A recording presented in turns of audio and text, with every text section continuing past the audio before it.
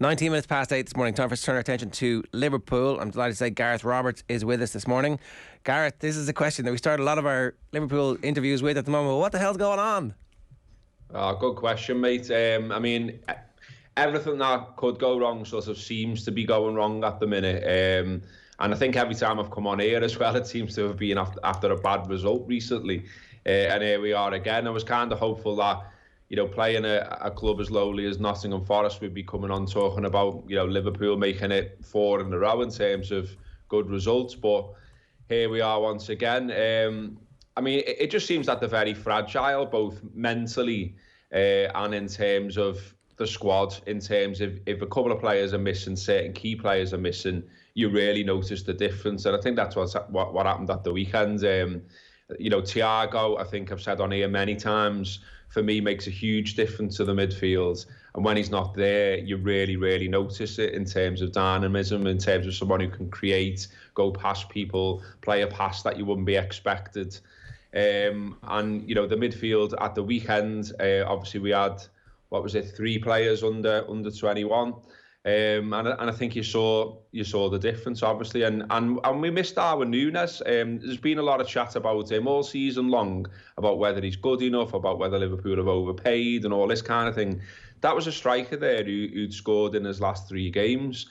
So to lose him was a big blow, because the way the game went, and with Liverpool having a lot of opportunities in and around the Forest box, you'd like to think that Núñez, who is a box player ultimately, would have got on the end of one of those chances.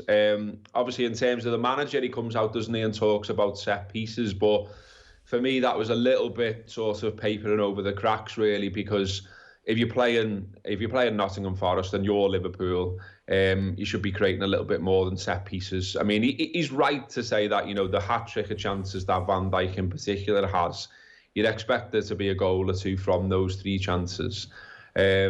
But Liverpool needed to be more creative in open play, and they simply weren't. And, Forest, a lot of endeavour, a lot of battle, a lot of fight, the ground up for it. This is why they're back in the Premier League, isn't it? They want to be in and among the big boys, playing the big boys. So all of that was totally to be expected for me, and is not something new that Liverpool are facing there. For me, when Liverpool come to town anyway, a lot of the time you see the crowd get up for it, you see the team get up for it. So none of that should have been a new challenge for Liverpool, but they looked a little bit shell-shocked for me at times by that. They certainly didn't win the battle in midfield. And there are too many players as well. It's not just about the injuries. The injuries is a big problem. There's no 2 ways about that. But I think as well, a lot of key players just haven't looked in form all season. I think the drop-off from some is quite alarming. There was a drop-off at the end of last season, I felt, with Fabinho, but he seems to have dropped even further. And if you dig into his stats, in terms of interceptions, in terms of tackles, things like that, it just sort of backs up what you're seeing with your eye with him, which is that he looks off the pace.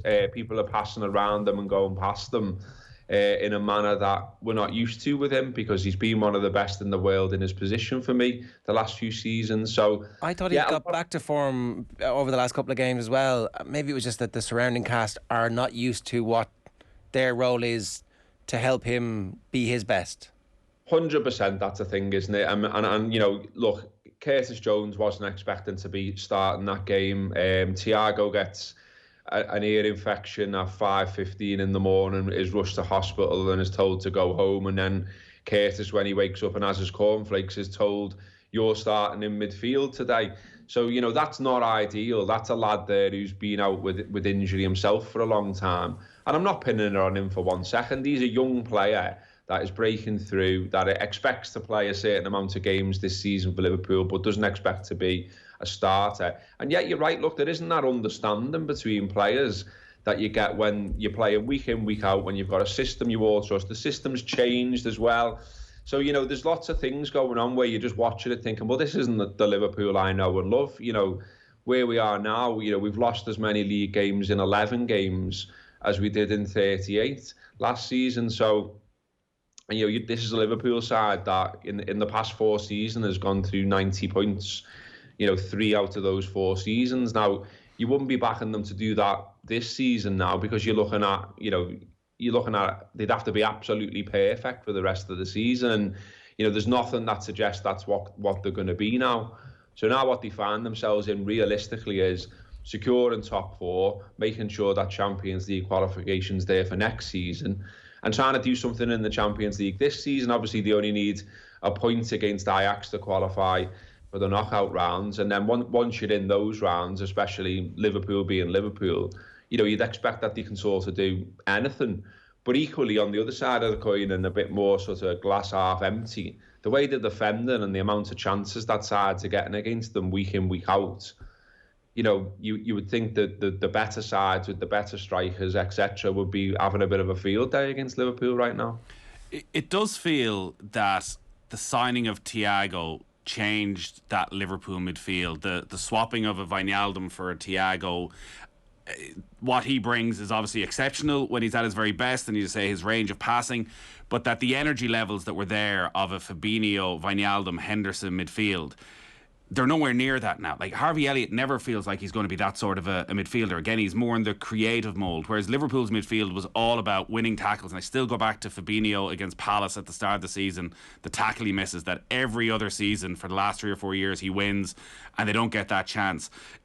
Was that an intentional change in philosophy, do you think, from Klopp to move away to not maybe look for a direct replacement for Wijnaldum, or to look for a like for Henderson, who's obviously not able to play every week now?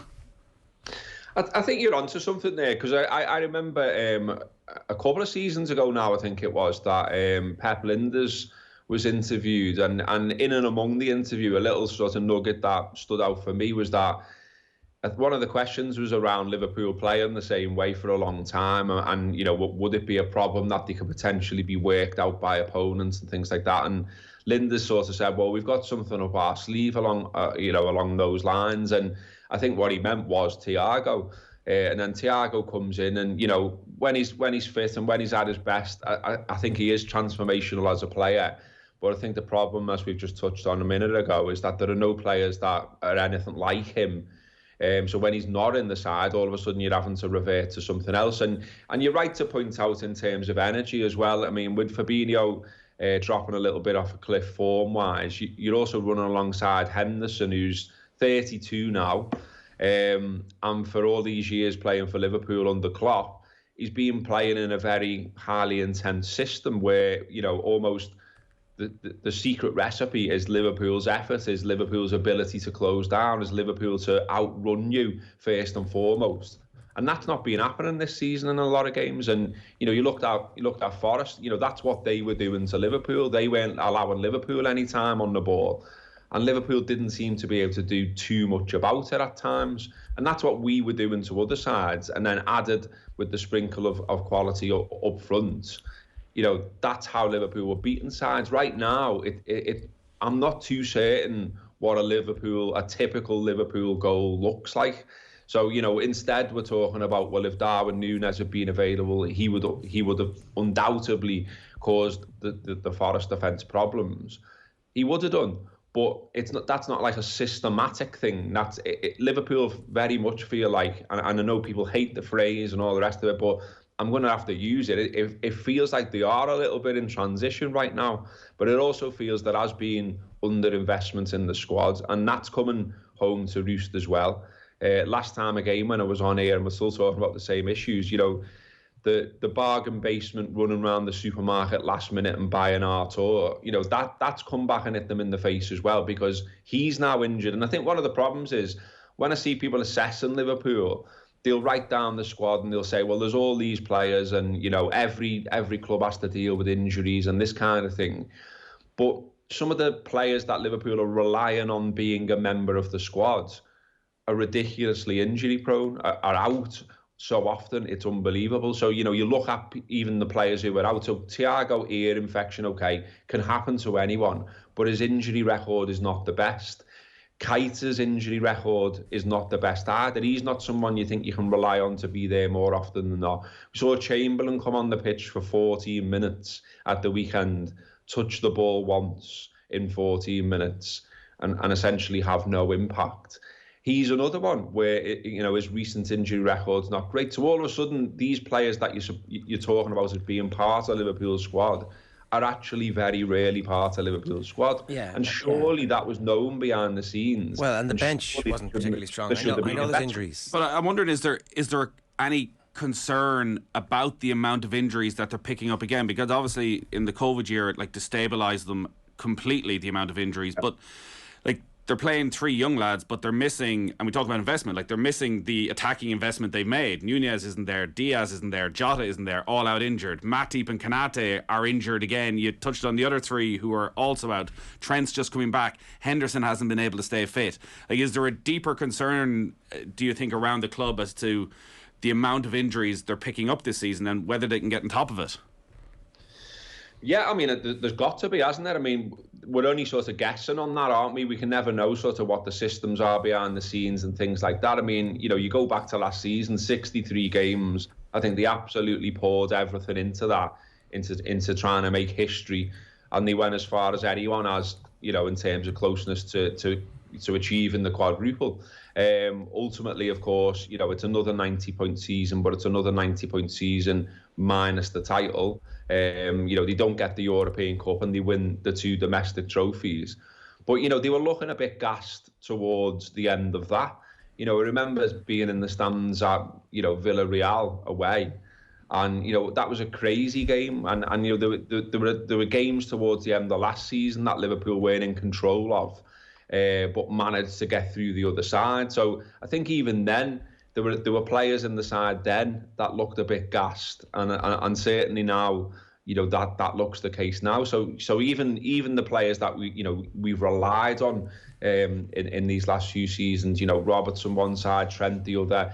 You've had those players missing games. You've had those players looking like they're out of form. Liverpool aren't switching wings and aren't stretching teams like you've seen them do in seasons before. So it does seem like there's work to be done. But what I wouldn't do, and what I see a lot of people doing, is just trying to find one thing to pin it on. Liverpool are a club, so you've got owners, you've got managers, you've got coaches, and you've got players, and there's fingers to be pointed at every level. So they all need to come together and come up with a bit of a plan. And part of that plan has got to be spending money. Part of that plan has got to be finding a system that works and that is testing other sides.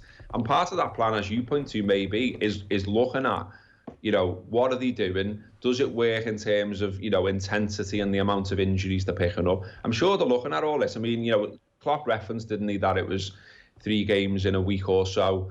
And we've seen that before, but Liverpool have managed to get through those games in the past where, at the weekend, from very early on in the game at the weekend, I thought, Liverpool don't look on it here. We're giving the ball away far too much. So people are pointing to Liverpool have more possession and have more shots and things like that, and I understand why.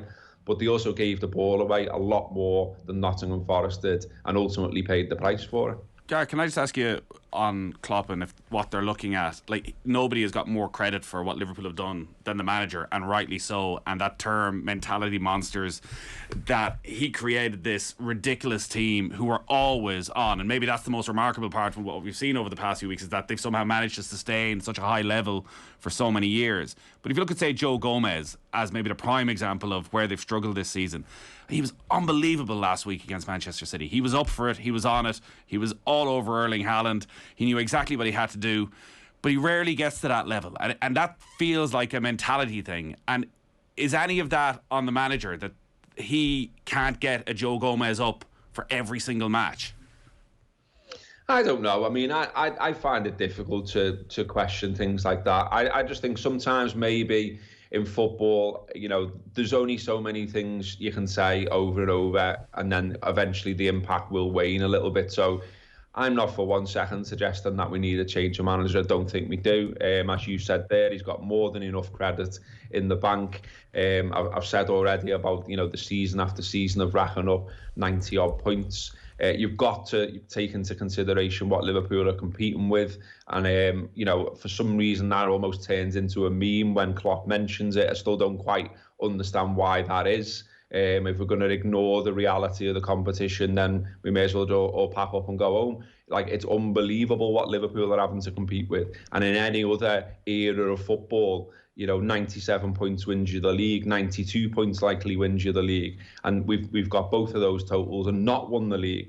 So, that might be a factor, to be honest with you. That the fact that you can put so much effort into a season and emerge with only the domestic trophies, that's got to be a little bit of a depressing, fact, essentially.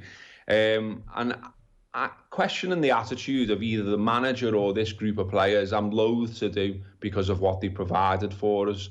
I don't believe for a minute there's an arrogance.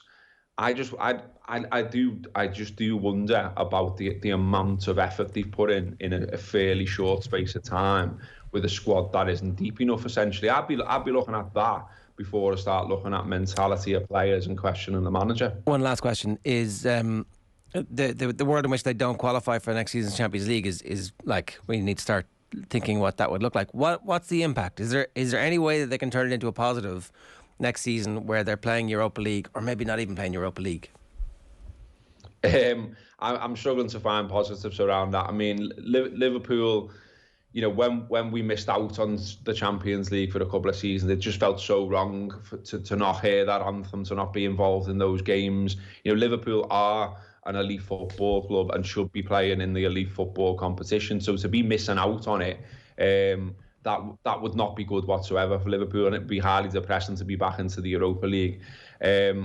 I would still 100% be backing them this season to get into the Champions League. I know that right now, I'm looking at the football headlines and people are getting excited about Newcastle and things like that, and I understand why. But look, Liverpool got 6 games to go, and then it's the World Cup. That's a total unknown for everyone in terms of having a tournament like that in the middle of the season, and who knows what the other side of that season looks like.